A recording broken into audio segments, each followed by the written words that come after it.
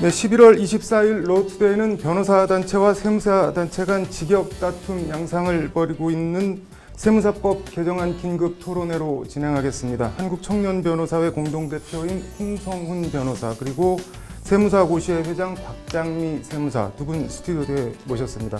두 분 인사 나누시죠. 네, 먼저 논란이 되고 있는 세무사법 개정안 내용부터 좀 짚어보고 가겠습니다. 더불어민주당 양경숙 의원이 지난 7월 대표 발의한 세무사법 개정안인데요. 핵심은 2003년에서 2017년 사이 세무사 자격을 자동 취득한 변호사들이 순수 회계 업무인 회계장부 작성과 성실 신고 확인 업무를 하지 못하도록 제외한 것이 골자입니다. 압축하면 변호사는 세무사 자격이 있어도 세무 관련한 법률 사무만 처리하고 기장대리라고 불리는 회계장부 작성 업무는 하지 못하도록 한 것이 핵심인데요. 이에 대한 양측 입장을 먼저 들어보겠습니다. 먼저 홍성훈 변호사님 말씀부터 좀 들어볼까요? 예. 우선 지금 최근에 발의된 양경숙 의원안은 애초에 2003년 세무사법 개정안 취지에도 맞지 않고 2018년 헌법재판소 위헌결정 취지에도 부합하지 않으면서 국민의 선택권을 존중하는 측면 또한 없기 때문에 철회되어야 합니다. 만약 양경숙 의원안이 그대로 통과되어 시행되면 이미 임시 등록 절차를 통해 등록하고 장부 작성 대행하고 성실신고 확인 업무를 하고 있는 164명의 변호사들이 한 세무 대리 업무가 사후적으로 무효화돼 버려서 그로 인한 국민들의 혼란이 엄청나게 커질 것입니다. 이게 과연 국민들을 위한 법 개정인지 묻고 싶습니다. 때문에 반드시 양경숙 의원안은 철회되어야 합니다. 이게 뭐 현장 혼란이 우려된다고 하는데 곽장미 세무사 어떻게 보시나요? 네, 20대 국회 기재위원회가 변호사에 대한 순수 회계 업무인 그 회계장부 작성과 성실신고 확인 업무를 허용하지 않은 명백한 이유가 있습니다. 그거는 일단은 헌재가 변호사에게 허용할 세무대리의 범위를 전문성과 능력을 고려해서 입법자가 결정하도록 판결한 취지가 있습니다. 그거는 명백하고요.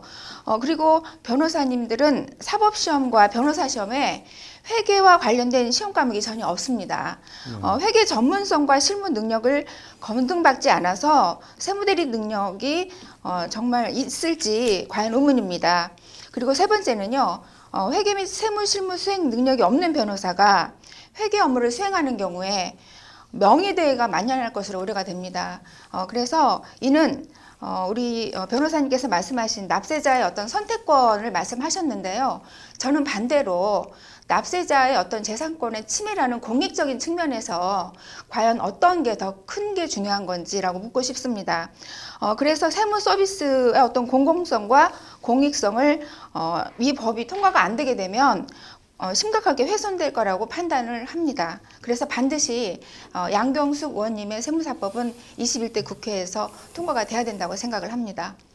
지금 뭐 곽장미 세무사께서 여러 말씀을 해주셨는데 변호사가 뭐 회계시험 본 건 아니지 않냐라고 말씀을 하시는데 뭐 어떻게 보시나요? 예, 우선 단순히 헌법재판소 결정문의 업무 영역을 결정할 수 있다는 취지 그 문구만 가지고 지금 말씀하신 것 같은데요. 이렇게 전체적인 헌법재판소 결정문의 전체적인 취지를 보지 않으시고 단순히 문구 하나만 가지고 마치 전체를 안다고 말씀하시는 것은 문구 하나만 갖고 마치 전체적인 취지가 다 이미 확립된 것처럼 말씀하시는데 헌법재판소 결정문의 전체적인 취지는 국민이 세무대리를 세무사, 공인회계사 그리고 변호사 중 누구한테 맡길 것인지는 국민의 선택에 맡기라는 것이 전체적인 취지입니다. 그리고 현재 지금 전문성 말씀하고 계시는데 이미 164명의 변호사가 임시 등록해서 장부 작성 대행, 성실신고 확인 업무 영위하고 있습니다. 지금 현재 문제가 일어나고 있습니까? 전혀 문제 없습니다. 이들 아무 문제 없이 업무 영위하고 있고요. 전문성은 날 때부터 있는 게 아니라 업무를 하거나 일정 기간 보수 교육을 통해 강화될 수도 있는 것입니다. 그리고 저와 같은 청년 변호사들이 이제 임시 등록이 가능하다는 사실을 알고 올해부터 계속해서 지금 이 순간도 세무대리 영역으로 들어오고 있습니다. 그분들 교육 받을 수 있습니다. 사전에 교육받을 수도 있고 그 업무를 영위하면서 받을 수도 있습니다. 그리고 세무사분들께서 자꾸 회계학 얘기하시는데요. 정 필요하다면 교육 받으면 됩니다.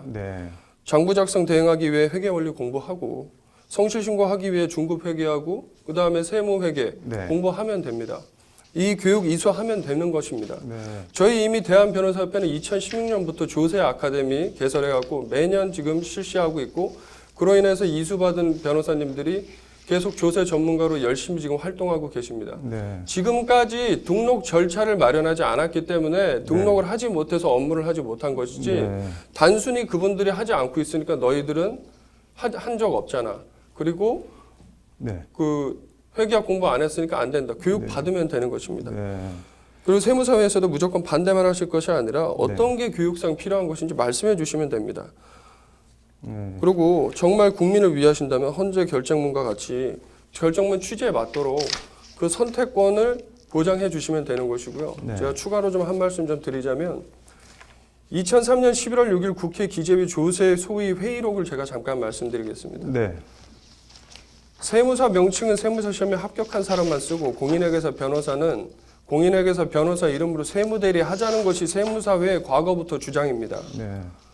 그리고 2003년 12월 19일 국회 법사위 회의록 제가 말씀드리겠습니다.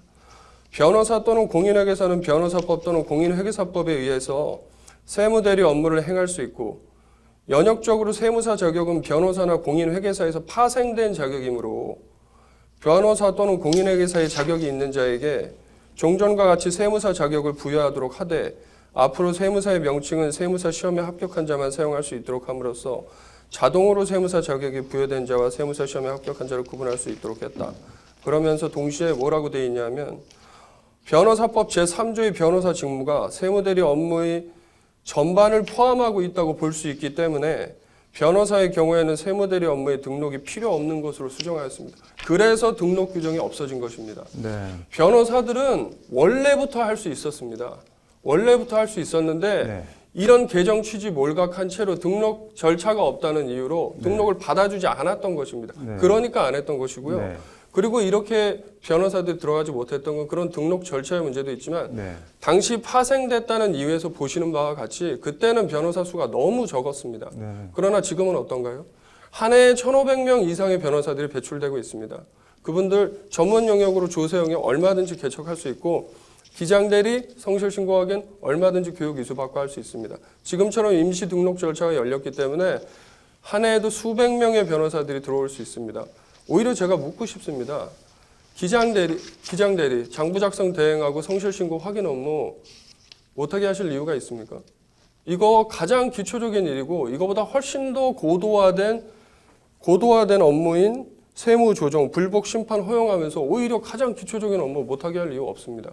가장 기초입니다. 변호사들 충분히 할 수 있습니다. 선택은 국민이 하시는 겁니다. 이게 지금 뭐 세무사 등록을 못해서 그렇지 업무를 할 능력이 없는 게 아니다. 뭐 이런 취지신 것 같은데 뭐 어떻게 보시나요? 그 부분에 대한 거는 이제 뒷부분의 질문에 있는 네. 것 같은데 네. 그거를 답변을 지금 한꺼번에 다 해주신 것 같아서 네. 저는 간략하게 말씀드리도록 네. 하겠습니다. 사실은 저희 세무사 자격 시험을 제가 한번 말씀을 드리도록 네. 하겠습니다.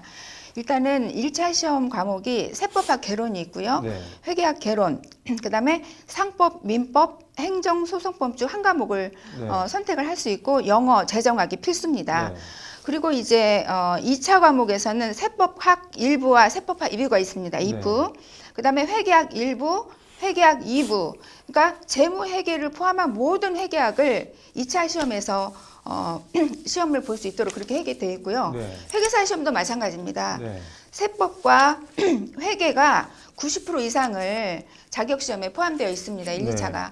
근데 변호사 시험 자체에 회계가 없습니다. 전혀. 네. 그리고 세법도 1, 2% 정도밖에 지금 변호사 시험에서 네. 선택으로 돼 있고 네. 그거를 1, 2%만이 선택한다고 지금 합니다. 네. 근데 가장 중요한 것은 논리나 이런 걸 떠나서 국민들이 네. 자기의 어떤 세금을 신고를 하고자 할 때 네. 누구한테 찾아가느냐? 네. 그러면 옛날부터 이런 얘기가 있잖아요. 약은 약사에게, 네. 진료는 의사에게라는 말이 있습니다. 네. 그렇다면 예전에는 네. 우리 변호사님께서 말씀하신 것처럼 파생적인 권리다, 세무사가. 네. 그래서 변호사가 없었기 때문에 근데 지금 변호사가 많아서 이 세무일을 한다 이렇게 말씀하셨는데요. 네. 저는 반대로 네. 저희 세무사 입장에서는 이렇게 생각을 합니다. 예전에 네. 세무사 시험을 보지 않고도 자동 자격을 주었던 시절이 있었습니다. 네. 그때는 세무사 수가 워낙 적었습니다. 네. 그러다 보니까 이제 사회가 분업화되고 발달되다 보니까 네. 그 전에 세무사 수가 부족해서 자동 자격을 부여했던 네. 네. 그러한 여러 가지 자격들을 하나씩 지금 없어진 상태입니다. 그 법에 지금 나와 있습니다. 네. 그래서 최종적으로 2017년도에 네. 변호사도 세무사 자동 자격 부여에 대한 네. 폐지가 확정이 됐습니다. 네. 국회에서요. 네. 근데 그런 차에 2018년도 4월 달에 네. 헌법 불합치 판결이 난 거예요. 네. 네. 그래서 그 판결 자체는 어떻게 보면은 이제 저는 국민들이 저희 입장을 볼 때 네. 마치 무슨 밥그릇 싸움인 양 이렇게 비춰지는 게 사실은 제일 네. 마음에 걸리는 부분이 있어요. 네.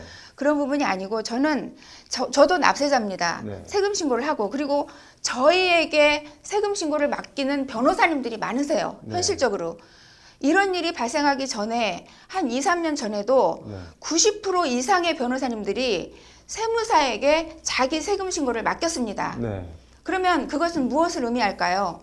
그분들이 지금 이렇게 주장하는 것처럼 네. 충분히 자기가 세무 능력과 회계 능력이 있는데도 불구하고 네. 왜 그 자기의 세금 신고를 세무사 사무실에 맡기고 네. 기장을 맡기고 했는지에 대해서 질문을 드리고 싶습니다. 일단 알겠습니다. 지금 두 분 다 헌재 결정 얘기를 해서 좀 내용을 짚어보고 가야 될 것 같은데 이게 국회가 세무사법 개정에 착수하게 된 게 이 변호사의 세무사 자격을 부여하면서 세무사 등록은 허용하지 않아서 그 뭐 약간 충돌이 난다. 그래서 2018년 4월 해당 세무사법 조항에 대해서 헌법 불합치 결정을 내리면서 이 지금 논란이 시작이 됐는데요. 관련해서 헌재는 재판관 6대3 의견으로 세무사 자격 보유 변호사가 세무대리를 일체할 수 없도록 전면적으로 금지한 것은 과잉금지 원칙 위반으로 위헌이라고 결정을 했고 헌재 다수 의견은 소비자가 세무사, 공인회계사, 변호사 가운데 선택하도록 하는 게 납세자 권익 보호와 입법 목적에 보다 부합한다고 판시를 했습니다.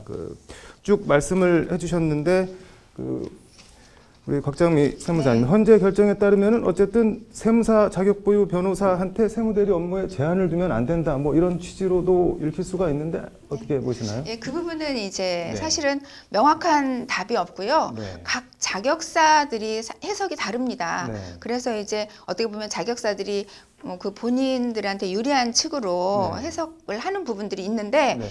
저희 입장에서는 네. 그리고 이제 많은 학계의 네. 교수님들께서 실제로 합헌 근거를 저희에게 주시고 계십니다. 네. 그거를 말씀을 드리면 2004년에서 2017년 네. 사이에 그 세무사 자동 자격 보유 변호사가 네. 세무대리를 일체할 수 없도록 전면적 일률적으로 금지하는 것은 위헌이라고 말씀했지만 네.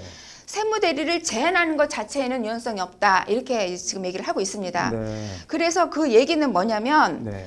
유연성이 없다라는 것은 네.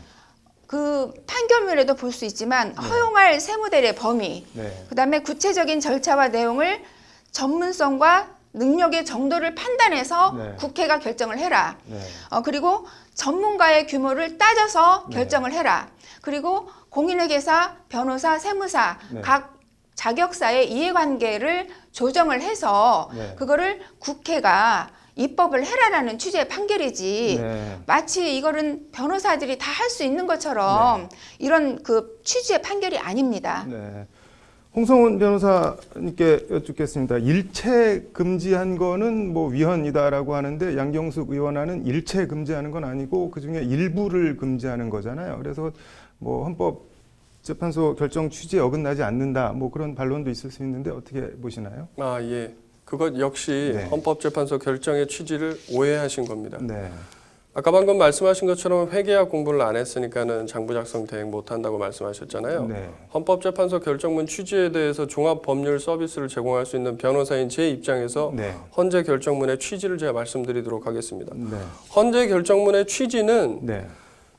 법에 의해 주어진 자격사에게 네.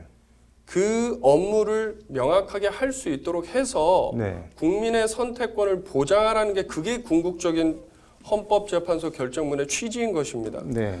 자, 그러면은 장부 작성 대행하고 성실신고 확인을 못하게 한 거에 대한 각계 의견에 대해서 제가 잠깐 말씀드리겠습니다. 네. 헌법재판소 헌법 불합치 결정하셨고 대법원 위헌 취지로 기각했고요. 법무부 위헌 의견 명시했고 법원행정처 위헌 의견 제기했고 헌법학회 헌법 위반 의견 제시했습니다. 네.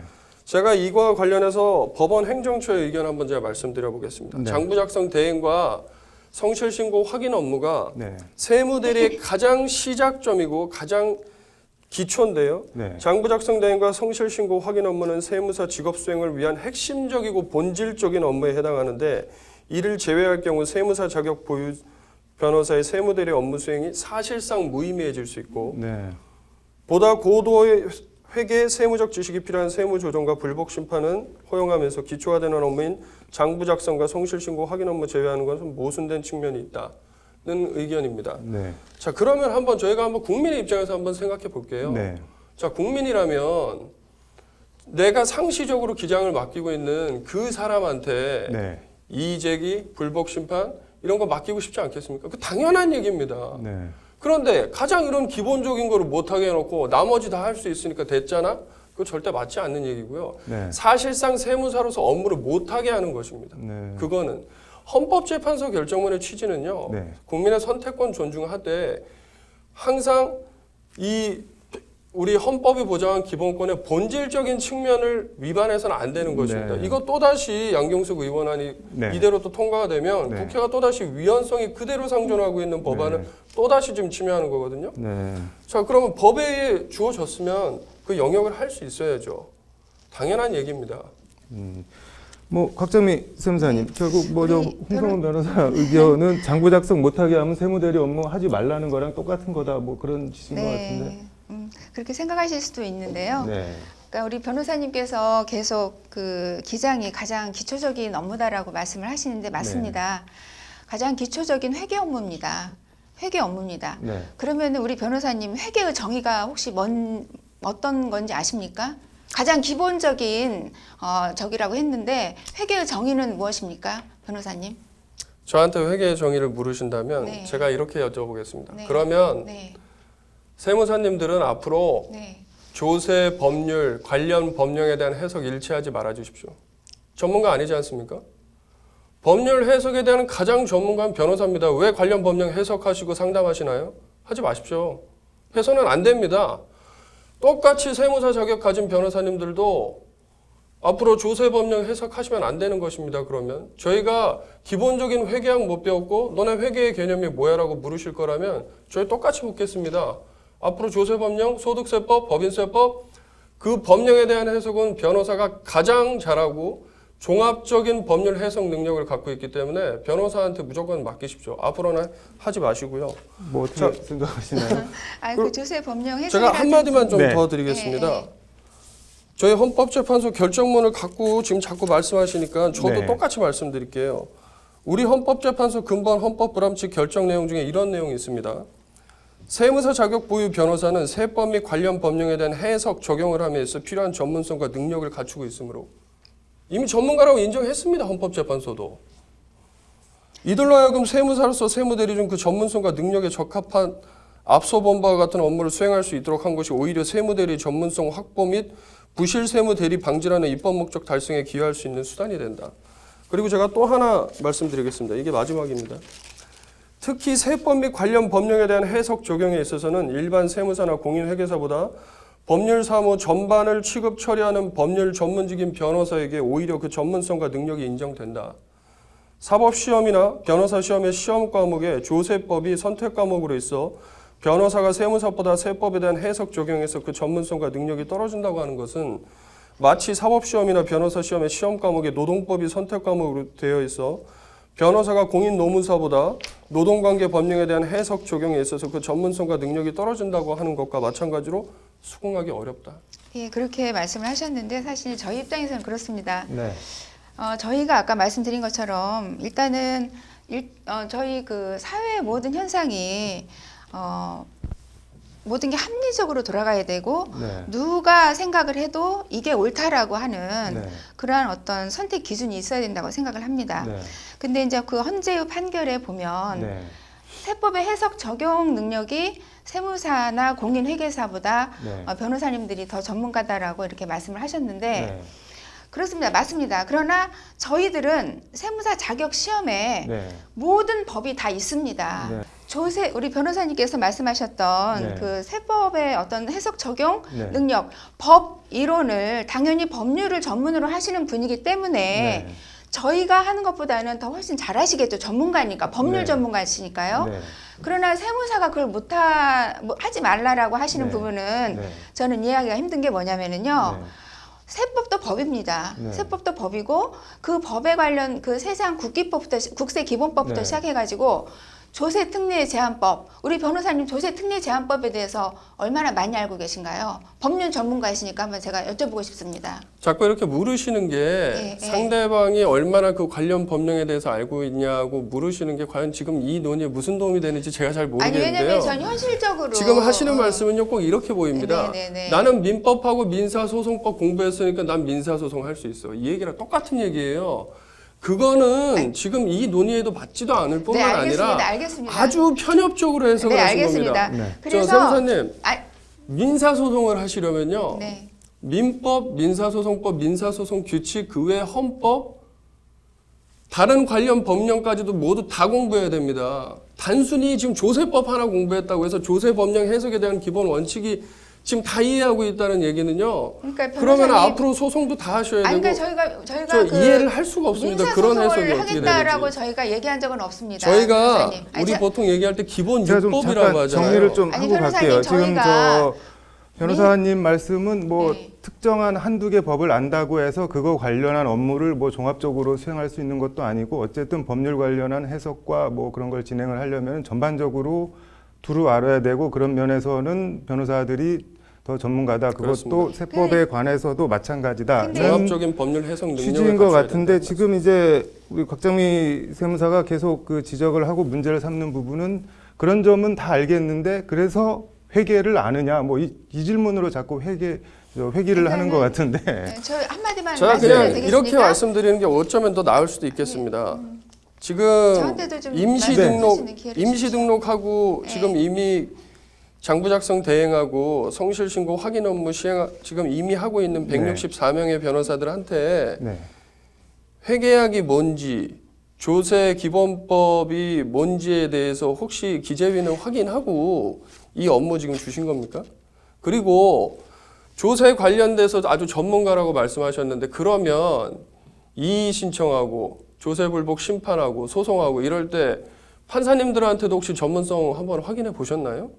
이게 지금 닭이 먼저냐 계란이 먼저냐 지금 그 얘기 하시는 건지 저는 지금 도저히 이해할 수가 없습니다. 그러면은 이런 논리라면 판사님들이 다 세무사 자격증 있으셔야 됩니다. 지금 장부 작성도 할 줄 모르시는 이런 분들이 어떻게 기본적으로 이게 제대로 기장이 된 건지 제대로 성실 신고가 된 건지 그럼으로써 어떤 부분이 조세법령 해석이 잘못돼서 지금 이 불복 심판까지 오게 된 건지 이거를 이해를 하질 못하는데 어떻게 심판을 하고 어떻게 소송을 진행하실까요? 네, 알겠습니다. 걱정이 네, 저한테도 좀 답할 네. 수 있는 시간을 주십시오. 네. 우리 변호사님께서 아까 말씀하신 내용 중에서 그 세법 해석이라 적용이라든지 이런 부분이 네. 헌재 그 판결문에 있었고 네. 그게 이제 변호사들이 더 전문적이다. 네. 그렇기 때문에 어떤 헌법 불합치다 이런 취지의 말씀을 하셨는데요. 네. 그 부분은 정말 그 판결문을 네. 보면 굉장히 어떻게 보면 지역적인 어떤 분야입니다. 지역적인 네. 부분이고 세법 해석 적용에 있어서는 변호사님들이 전문이긴 하지만 저희가 세무사 자격 시험을 그 과목을 보면 네. 일단 세법학 개론 그다음에 모든 법들이 다 들어가 있습니다. 그리고 2차에서도 2차에서도 세법 개론은 기본이고 모든 조세특례제한법, 지방세까지 다 들어 있습니다. 네. 특별소비세까지. 그러니까 우리나라에서 있는 모든 법이란 법은 다 저희는 다 달달달달 외워가지고 시험장에 네. 들어가는 거예요. 네. 그래서 저희가 변호사님이 말씀하신 것처럼 세법에 대한 해석 적용을 하지 말아라. 네. 아까 그렇게 말씀하셨는데 네. 사실은 세법에 대해서는 저희 세무사가 대한민국에서 최고의 전문가라고 생각을 합니다. 네.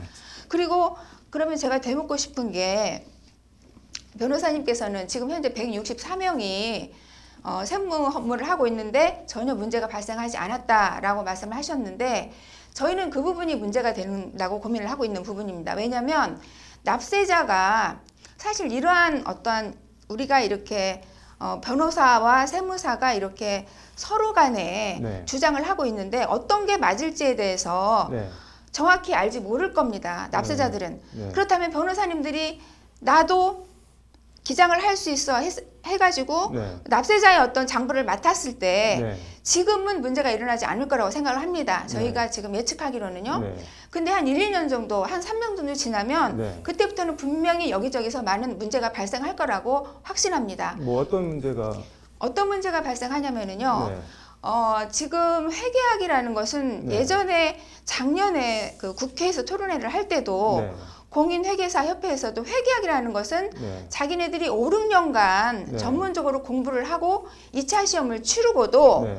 3년간 연수를 받습니다. 2년간 연수를 받습니다. 네. 그리고 또 실제로 회계법인에서 네.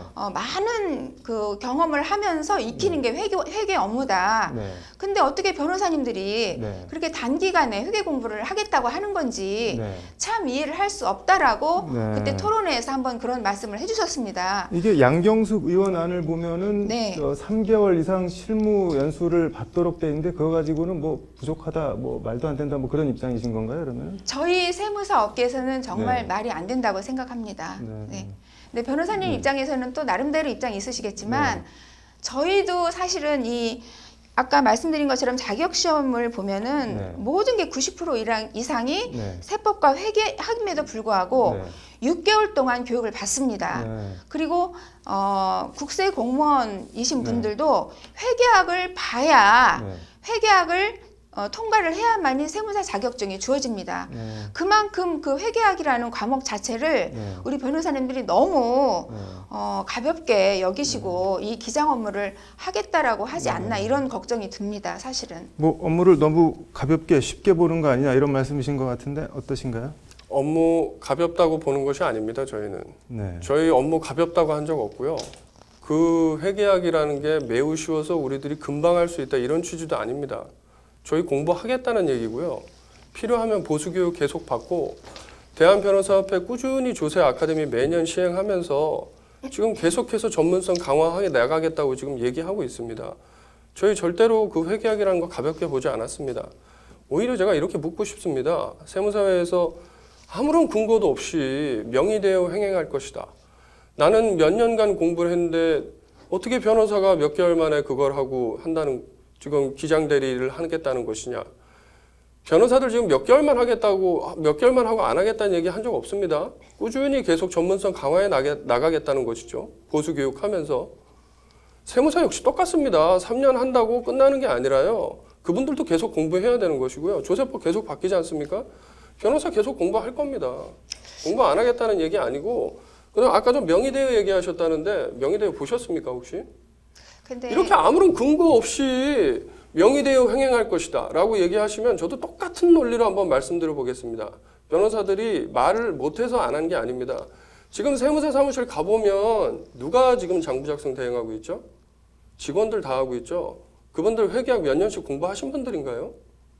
오히려 로스쿨 제도 생기면서 경영학 공부하고 회계 원리, 중급 회계, 세무 조정, 아니 세무 네.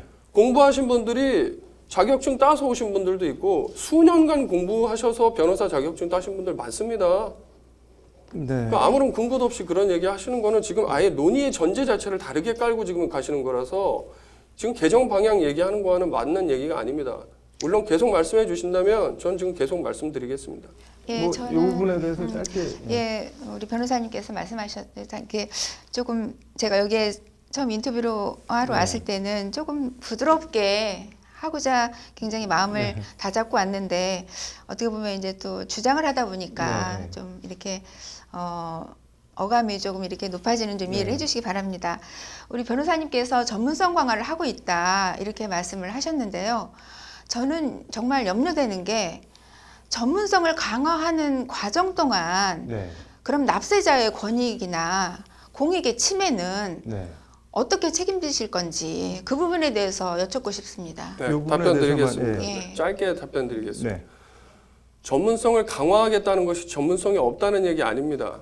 자꾸 논의를 변호사 당연히 할 수 있고요. 그다음 아까 제가 말씀드린 것처럼 직원들도 하고 있지 않습니까? 세무사 사무실, 회계사 사무실. 직원들 할 수 있으면 변호사가 못합니까? 변호사 충분히 할 수 있습니다. 네. 교육 이수 받고 이수 그럼 못하게 하시면 됩니다. 변호사 협회에서도 자체적으로 교육하고 이수 능력이 안 되면 떨어뜨리면 되는 거고요. 변호사들 전문성을 강화하겠다는 것이지 전문성이 없다는 얘기 아니지 않습니까? 일단 전문성에 대한 논의는 이 정도로 좀 정리를 하고 그리고 한 계속, 가지 네. 이제 우리 변호사님들이 토론회 때마다 나오는 얘기가 있어요. 네. 사무실에 가면은 실질적으로 세무사가 기장을 안 하고 직원들이 하고 있다라고 말씀을 네. 하시는데 이거는 정말 제가 그걸 보면 항상 제가 웃습니다. 네. 아니 이렇게 현실을 너무 모르실 수가 있나. 네. 근데 그거는 뭐냐면은 이런 거하고 똑같습니다. 우리 변호사님 사무실에 가면은 직원들이 있지 않습니까? 네. 사무장님이 계시고 네. 그럼 변호사님들이 다 그 재판하러 가실 때 네. 본인들이 그거를 다 챙기지는 않고 네. 직원들이 그거를 챙겨주고 네. 필요한 자료를 네. 어느 정도는 작성을 해주고 네. 그리고 변호사님들이 그거를 체크를 하고 네. 재판장에 가지 않습니까? 그런 거하고 동일한 원리라고 생각하시면 됩니다. 네. 직원들이 기장을 할 수 있고 세무사가 앉는다. 그런 논리는 정말 현실을 모르는 논리라고 네. 생각을 합니다. 일단 이 부분은 이 정도로 정리를 하고 지금 뭐 계속 전문성에 대해서 평행선을 달리고 계신데 일단 국회 기재위 조세소위에서 오늘부터 이 세무사법 개정안 심사에 본격적으로 착수를 했습니다. 앞으로 대응을 어떻게 하실 계획이신지 일단 곽정미 세무사부터. 사실은 이 부분은 세무사님들 입장에서는 저는 사실은 제가 네. 2000년도에 개업을 해서 네. 정말 솔직히 얘기하면 할 만큼 한 세무사입니다. 네. 그래서 기장 거래처도 많이 있고 네. 나름 열심히 살아왔기 때문에 네. 저희 세무사라는 그 자격에 굉장히 어떤 자긍심도 크고요. 네. 그런데 이제 저는 염려가 되는 게 지금 현재 세무사 시험에 합격하고도 네. 등록번호를 받지 못하는 세무사님들이 계시잖아요. 그거는 왜 그런 건가요? 국회가 지금 입법이 공백 네. 상태이기 때문에 그래요. 네. 왜냐하면 헌재 불합치 판결이 네. 나서 헌재에서 늦어도 2019년 12월 31일까지는 2020년 아닙니다. 2019년 12월 30일까지 네. 국회에다 입법권을 줬습니다. 네. 법을 이러이러한 아까 말씀드린 제가 5가지 그 있었잖아요. 네. 그 요건을 고려해서 네. 국회가 법을 만들어라 그렇게 판결을 내린 거예요. 헌재에서. 네. 근데 국회에서 그거를 하는 와중에서 여러 가지 사실은 많은 일들이 있었습니다. 네. 기재위가 통과가 됐어요. 네. 그 세무사법이. 근데 아까 말씀하신 것처럼 법무부, 네. 그다음에 법제처, 네. 그다음에 여러 가지 하여튼 다른 기관들이 네. 개입하는 바람에 20대 국회 때 발의됐던 법안 말씀하시는 그렇죠. 거죠? 네. 그게 기재위는 통과가 됐는데 네. 법사위에서 통과를 못하고 네. 결국은 2020년도로 와서 네. 결국은 지금은 세무사법이 없는 입법 공백 상태가 네. 됐기 때문에 네. 등록번호를 못 받고 있습니다. 네. 세무사님들이. 네. 그래서 그러한 그 세무사님들은 사실은 어떤 생계에 관련된 문제입니다. 저희 네. 세무사들 입장에서는. 네. 그러나 우리 변호사님들은 자기의 고유 업무인 법률 사무는 네. 그대로 하고 네. 내가 할 수 있는 세무 업무도 하겠다. 네. 회장 기장 이런 것들은 공부해서 하겠다. 네. 그리고 어떤 전문화를 강화하겠다. 네. 근데 왜 그걸 못하게 하느냐? 네. 이렇게 하는 것은 어떻게 보면은 이렇게 표현을 하면 좀 무슨 네. 표현인지 모르겠으나 저희는 생계에 관련된 네. 문제고 변호사님들은 업역 확대에 대한 문제입니다. 네. 그래서 저희 세무사회나 세무사고시회는 네. 앞으로도 네. 21대 양경숙 의원님의 그 세무사법 개정안이 통과되지 않으면 네. 현재 등록번호를 받지 못하고 계시는 모든 우리 세무사님들이 네. 정말 이거는 다른 시험을 본다든지 네. 아니면은 세무사를 포기하고 네. 다른 일을 해야 되는 어떤 그러한 아주 네. 심각한 상황입니다. 그래서 일단은 이거를 국민들한테 알려야 된다고 생각을 합니다. 네. 왜냐하면 국민들은 이러한 사실을 모르니까요. 네. 그래서 여러 가지 매체를 통해서 네. 국민들에게 홍보를 하고 네. 그리고 이제 국회의원분들에게도 우리의 어떤 소리를 알리기 위해서 네. 1인 시위, 국회 네. 1인 시위를 지금 다 열심히 하고 있습니다. 네. 그리고 가장 중요한 네. 입법 미비 상태를 하루빨리 네. 이 사태를 없애기 위해서 네. 국회의원님들을 찾아가서 네. 지금 현실을 계속 알리고자 그렇게 네. 지금 계획을 하고 있습니다.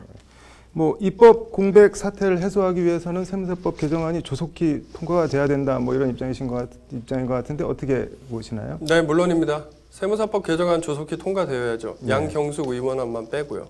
네. 지금 세무사회가 계속해서 이렇게 입법 공백 상태를 말씀하고 계시는데 네. 사실을 호도하고 계신 겁니다. 국민 여러분 똑바로 알고 계셔야 되는 게 뭐냐면요. 세무사회 주장이 사실과 다릅니다.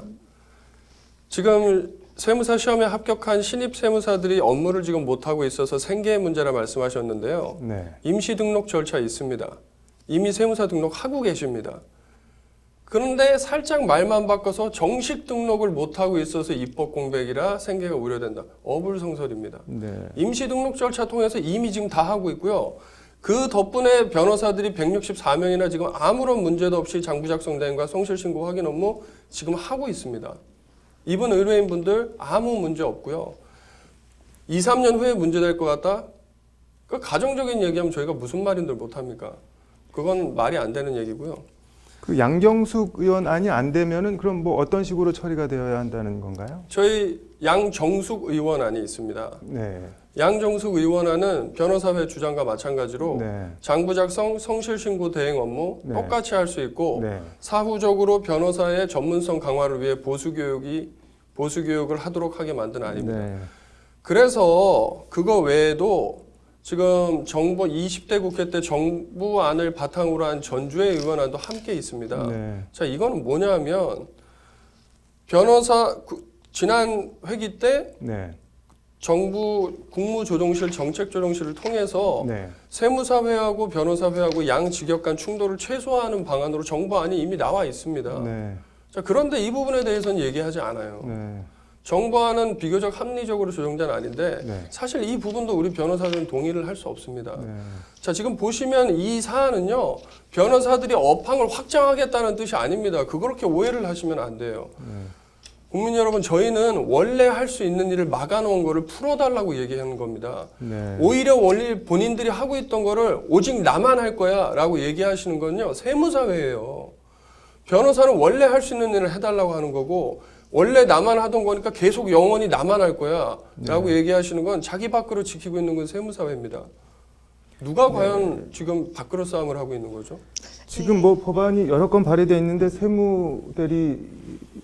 기장대리도 허용하는 법안 통과시켜서 뭐 경쟁하게 하면 되지 않느냐 뭐 이런 취지인 것 같은데 뭐 어떻게 생각하세요? 네, 저희는 이제 경쟁이라는 걸 떠나서 네. 사실은 제가 세무 업무를 20여 년 동안 네. 하면서 납세자에게 그 피해가는 그런 케이스를 많이 저는 경험을 했습니다. 네. 그리고 이제 그 피해가 간다는 거는 결국 네. 단순한 피해가 아니고요. 네. 재산권의 침해에 관련된 피해입니다. 네. 그래서 세금 같은 경우는 사실은 하루만 늦게 내도 네. 하루에 10,000분의 30 가산세가 붙습니다. 네. 근데 그 신고를 납세자가 하는 게 아니고 네. 우리 세무 대리인들이 한다는 겁니다. 네. 세무사 뭐 우리 변호사님들도 하시겠다고 네. 하니까 그리고 회계사님들 하고 계시고 네. 그랬을 때 만약에 그러한 그 납세자에게 신고를 잘못했을 때 네. 납세자에게 부과되는 페널티를 네. 그거는 납세자가 부담을 해야 되는 부분입니다. 네. 그렇다면 지금 우리가 이렇게 싸우고 있는 동안에도 네. 어디에선가 누군가는 신고를 잘못해서 네. 가산세가 붙은 고지서를 받을 수가 있어요. 납세자가. 네. 그러면 그 납세자가 그 내야 될 세금은 납세자가 내야 되는 겁니다. 네. 안 내면은 체납이 되고 결국은 재산권이 침해가 되는 그러한 납세자의 어떤 피해가 지금 계속 일어난다는 거죠. 네. 그리고 아까 그 변호사님 말씀하신 것처럼 그 정부가 인정한 어떤 세무사법이라고 말씀을 하셨는데 네. 그거에 대해서 제가 반론을 하겠습니다. 세무사법이 이렇게 쭉 올라왔던 그 지금까지 올라온 그 네. 과거를 보면 네. 기재부도 2018년도 당초 입법 예고할 때는요. 네. 그러니까 정부죠. 네. 2018년도 당초 입법할 때는 회계장부 작성과 성실신고 확인은 네. 회계에 관한 전문성을 전혀 검증받지 않은 변호사가 수행할 수 없다고 판단해서 제의를 시켰습니다. 네. 당초 정부안은요. 네. 우리 변호사님도 알고 계실 겁니다. 그러나 변협하고 네. 변호사의 권익을 보호하는 법무부, 네. 그다음에 세무사법 개정안의 차관회의, 네. 그리고 국무회의 상정을 반대를 했습니다. 이 네. 변협하고 법무부하고 차관회의가 네. 끼어들면서요. 네. 그러면서 이게 이게 그 네. 정부안이 다시 처리가 되면서 회계하고 성실신고 확인이 들어간 겁니다. 네. 그러니까 원래 그 당초의 정부안에는 회계정보 작성과 성실신고 확인이 없었어요. 네. 근데 그 과정이 왜 그렇게 됐는지 저희는 네. 이해할 수가 없고요. 네. 그러고 나서 나온 정부안이 네. 이제 모든 거를 다 열어버리는 네. 회계장부 작성, 성실신고 확인, 네. 세무조정 모든 거를 다 할 수 있다 이렇게 된 겁니다. 지금 네. 그런 부분이 있어서 사실은 저희 세무사 입장에서는 네. 과연 그 과정에 네. 정말 정부가 어떤 기재부의 전담이잖아요. 네. 그 기재부의 판단으로 이런 정부안이 나왔는지 그 부분에 대해서 사실은 이해할 수 없는 부분이 있었습니다. 네.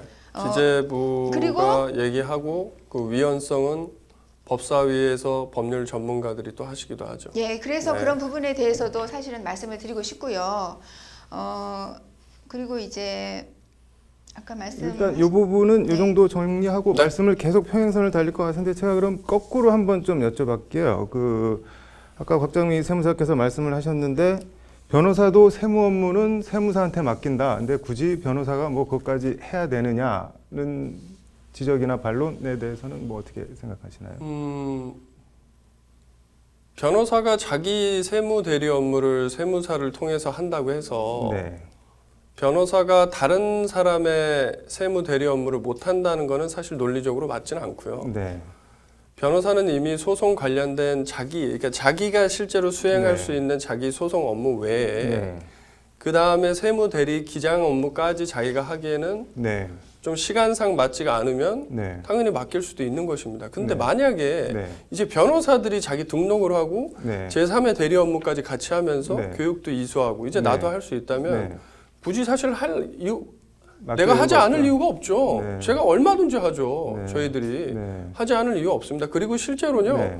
지금 164명의 변호사님들이 이미 지금 장부 작성 대행하고 네. 성실신고 확인 업무 하고 있지 않습니까? 네. 조금씩 변호사도 옮겨가고 있습니다. 네. 자기가 조금씩 지금 배우고 있고요. 네. 배우고 있는 변호사님들 자기 스스로 지금 하고 있고 네. 실제로 지금 티가 안 나서 그런 거지 네. 많은 변호사님들이 자기 업무 자기가 하고 있습니다. 네. 그냥 그런 일이 너무 이렇게 잔 일이니까 네. 자기가 그냥 맡겨놓은 것일 뿐이지 네. 그게 과연 논리적으로 그분이 할 수 있는 능력이 아니다라는 네. 논리적 귀결로 가는 것은 아니죠. 네, 알겠습니다. 그래도 그럼 우리 약간- 곽정미 네. 세무사한테는 이렇게 여쭤볼게요. 네. 세무사가 이렇게 세무 전문가면은 뭐 변호사들한테 세무 업무를 장부 작성을 허가를 해도 결국에는 뭐 저 납세자들이 세무사를 찾아오는 거 아니냐, 그걸 왜 굳이 막느냐, 뭐 이렇게 반론을 하면 뭐 어떻게 답변하실 건가요? 굳이 막느냐라기보다 네. 사실 아까 말씀드린 것처럼 사실은 현실은 네. 분업화되고 네. 각자의 그 전문의 어떤 어벽에서 네.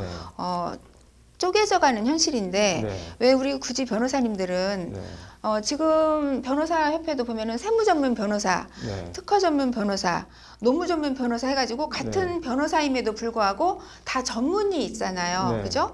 전문이 있고 세법은 세무사가 전문이고 네. 그다음에 회계는 회계사가 전문입니다. 네. 그러면 법률은 변호사가 전문이지 않습니까? 근데 우리 변호사님들은 이렇게 지금 현재 네. 계속 이렇게 쪼개지고 분업화되고 네. 전문이 있는 시대에 네. 굳이 왜 예전에 안 했던 네. 어벽을 네. 지금 이렇게 서로 세무사와 이렇게 지금 의견이 일치하지 변호사님 않으면서 말씀은 예. 예전에 안 했던 게 아니고 예전에 했던 건데 못하게 돼서 그걸 다시 할 수 있게 해달라 뭐 이런 취지인 것 같은데요. 제가 말씀드린 것처럼 변호사회 자체도 그렇게 이렇게 쪼개지고 전문이 되는 네. 그 변호사로 이렇게 하고 있는데 네. 왜 굳이 네. 세법이 전문인 네. 이 기장이나 회계 업무를 네. 왜 굳이 변호사님들이 하시려고 하는지 그 부분에 대해서 여쭤보고 싶습니다. 그러니까 굳이 네. 할 필요가 없다는 말씀이신 그러니까 거죠? 할 필요가 없다기보다 네. 이 시대하고도 역행하는 발상이라는 거죠. 이제 예. 짧게 한 말씀만 예, 드리겠습니다. 예. 원래 할 수 있는 걸 해달라고 하는 게 문제인가요? 그리고 법에서 그 자격을 주어졌으면 그 전문 자격사라는 것은 원래 법으로 금지해 놓은 거를 풀어서 할 수 있게 해놓은 건데 그 부분 중에 일부는 너희는 전문성이 없어라는 임의적인 설정으로 만약 못하게 해놓는다. 그럼 저희들이 만약에 법에서 세무사들은 법률 전문가가 아니니까 앞으로는 조세 관련 법령에 대한 해석은 일체 하지 마. 그 부분만 하지 마. 기장대리만 하고. 라고 얘기하면 과연 받아들이실 수 있습니까? 법에서 그 자격을 허용했으면 원칙은 모든 업무를 다 할 수 있어야 되는 것입니다. 그러니까 결국은 이제 헌재 판결에 대한 해석에 네. 대한 서로 이제 불일치인데요. 네. 아까 말씀드린 것처럼 그 헌재 판결이 네. 변호사가 모든 걸 하지 말라 그런 의미가 아니고 네. 일정한 그 전문성과 능력을 고려해서 네. 허용할 업무와 허용하지 않는 업무를 결정하라라고 네. 국회에 선택권을 준 겁니다. 국회가 입법을 하라고. 네. 근데 그거를 가지고 자꾸 네. 아까 할 제가 수 있는 거를 네. 했던 얘기를 또 하게 되는데요. 그러니까 네. 못하게 업무 한다. 영역 결정에는요. 아니, 제가 직역간 아니, 지금 이해관계 말씀을 그리고 하고 말씀을 하고 계시니까. 있는데 네. 그거를 자꾸 이렇게 돌려서 헌재가 이렇게 결정을 내렸는데 그 결정 내린 것이 변호사 입장에서는 네. 할 수 있는데 우리가 못하게 한다 이렇게 지금 말씀을 하시잖아요. 네. 근데 저희의 핵심은 뭐냐면 네. 그 판결의 취지는 네. 그 헌법 불합치의 판결의 취지는 전문성과 능력을 고려해서 네. 변호사에게 허용할 업무와 네. 허용하지 않을 업무를 결정을 하라는 그 입법 취지입니다. 네. 근데 그 허용하지 않을 업무가 네. 기장과 성실신고 확인이 돼야 된다는 저희 주장인 거예요. 네. 그거를 국회에서 네. 법을 만들으라고 하는 그런 취지입니다. 일단 뭐 짧게 뭐 답변을 하나 하시고 네. 갈까요? 아니면 결국 또 했던 얘기를 또 하게 되는데요. 네. 업무 영역을 결정하라는 그 문구만 갖고 해석을 하시니까 자꾸 아무렇게나 설정을 해도 된다고 얘기하시는 겁니다. 아까 제가 계속 말씀드렸다시피 세무 대리 업무의 가장 기본은 장부 작성 대행과 성실신고 확인부터 시작합니다. 네. 전문 자격사한테 그 업무를 하게끔 자격증을 줘놓고 가장 본질적인 업무인 세무 대리의 가장 기초적인 업무를 못하게 한다면 그 부분은 직업 수행의 자유 침해하는 겁니다. 네. 또다시 위헌적인 법률을 국회에서 또다시 만들게 되는데요. 아까 세무사님께서 말씀하셨죠. 국회의원들한테 자기네 입장 알릴 거라고. 이러니까 변호사들이 나서는 겁니다. 국회는 알아서 정부안을 만들면서 직역간 이해 충돌도 조정하려고 하고 또는 이거 원래 변호사들이 하던 것이니까 변호사들 하게 두자 이제부터 등록 규정 만들고 헌법 불합치 결정도 있지 않냐 라고 해서 하게 되는데 세무사님들 계속 오셔갖고 얘기하시니까 네. 이게 지금 자꾸 개정이 방향이 이상하게 가는 거 아닙니까? 근데 지금- 이제 그 부분에 대해서 제가 말씀을 드리면 당초의 입법안은 말씀드린 것처럼 회계장부 작성과 성실신고 하기는 제외되었습니다. 근데 당초 변호사님들이 잠깐 나서서 정리를 하고 당초 갈게요. 입법안은요. 시간이 예. 조금 예. 많이 돼서 예. 일단 뭐 마지막으로 뭐 계속 똑같은 말이 되풀이가 되는 것 같은데 변호사들한테 기장대리 장부 작성을 허용하느냐, 뭐 허용하면 안 되느냐, 뭐 그거가 두 가지인 것 같은데 일단 양경숙 의원 세무사법 개정안이 통과되어야 하는 이유 그리고 통과되면 안 되는 이유 마지막으로 두 분한테 한 말씀 듣겠습니다. 어느 분이 먼저? 네, 변호사님 먼저. 변호사님 먼저. 지금 현재 국회 조세 소위에 5개의 법안이 올라와 있는데요. 네. 그중에 양경숙 의원안은 여전히 위헌성이 제거되지 않은 상태이므로 철회되어야 합니다. 이유는 2003년도 세무사법 개정안 취지에도 맞지 않습니다. 헌법재판소 위헌 결정 취지에도 부합하지 않고 무엇보다도 그 결정 취지에 따른 국민 선택권을 전혀 존중하지 않고 있고 오히려 직역간 밥그릇 싸움을 부추기고 있습니다. 자, 이런 법안이 통과돼서 될까요? 국민들은 누가 조세 전문가인지 그리고 내가 세무대리의 가장 기초인 장부 작성 대행부터 조세 불복 소송까지 원스톱으로 서비스를 받을 수 있는 변호사들을 선택할 수 있어야 되는 것입니다. 그게 바로 올바른 개정 방안이고 우리 한번 생각해 봅시다. 과연 이 사회가 계속 분업화되고 쪼개진다고 해서 그러면은 노무 변호사 안에서도 세무사 안에서도 법인세 전담으로 하는 사람은 법인세만 전담 그리고 개인 소득 그거 하는 사람은 소득만 전담 뭐 이런 식으로 하는 게 과연 옳습니까? 이게 과연 우리 사회가 나아가야 될 방향일까요? 로스쿨 제도가 만들어진 취지가 뭔지 우리는 한번 생각해 봅니다. 점점 사회는 이 전문 자격사는 하나로 통합이 되면서 혼란을 줄여야 됩니다. 과연 이 개정안이 어떤 식으로 가야 되는지에 대해서는 국민 여러분이 판단해 주실 문제라고 저는 생각합니다. 네. 네. 저는 그 두 가지로 일단은 네. 마지막으로 말씀드리도록 하겠습니다. 네. 현재 문제점과 네. 지금 가장 이제 중요한 그 입법 공제에 따른 문제점인데요. 네. 현재 문제점은 그 헌법재판소가 정한 개선 입법 시한이 2019년 12월 31일이 네. 이미 지났잖아요. 네. 그래서 2020년 1월 1일부터는 현재 등록이 효력이 상실돼서 네. 입법 공백이 발생한 상태에서 네. 세무사님들이 굉장히 지금 혼란에 빠져 네. 있습니다. 네. 그리고 사실은 더 큰 문제는 세무사 공부를 하는 수험생들조차도 네. 이러한 이 세무업계의 혼란에 대해서 네. 내가 과연 이 공부를 해야 되나 네. 말아야 되나라는 고민을 제가 고시회 회장으로서 네. 많은 질문을 받았습니다. 네. 왜냐하면 그분들은 자기의 일생이 걸린 문제예요. 근데 네. 변호사님들이 이거를 같이 한다 그러면 지금 역시 시장은 굉장히 포화 상태입니다. 네. 그러다 보면은 부실 기장에 발생할 수 있는 확률이 굉장히 높아요. 네. 그렇게 될 수밖에 없는 것입니다. 왜냐하면 네. 저는 20년 동안 경험을 했기 때문에 네. 그런 부분이 있어서 일단은 입법 공백이 하루 빨리 네.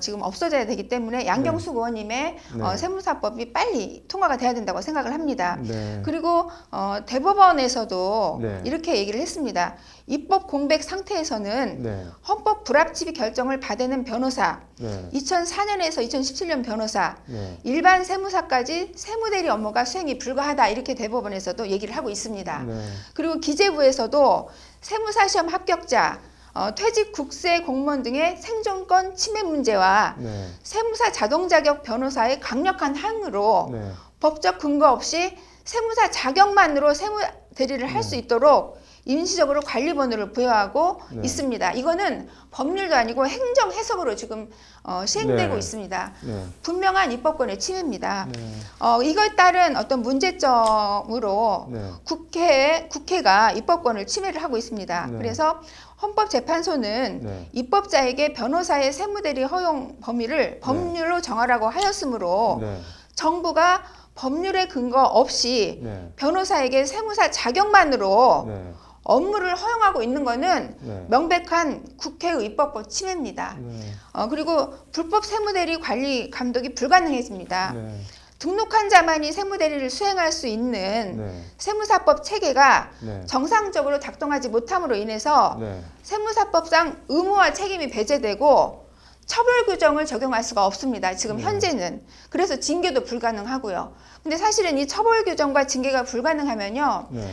부실 세무대리 기장이 만연할 뿐만 아니라 명의대여 이런 부분들에 대해서도 징계나 처벌을 못하는 상황입니다. 네. 우리 변호사님은 전혀 문제가 없다고 하는데요. 그게 다시 또 굉장히 논의가 큰 문제입니다. 또 다시 돌아가는 그러니까 네. 자꾸 입법- 말씀을 가정을 깔고 얘기를 하시면 제가 네. 어떻게 말씀을 아니 드려야 가정이 될까요? 아니고요. 명의대여 지금 있나요? 아니, 한번 가정이 답변해 아니고- 주시겠어요? 아니, 그러니까 명의대여 명의- 있습니까? 명의대여가 혹시? 아니고요.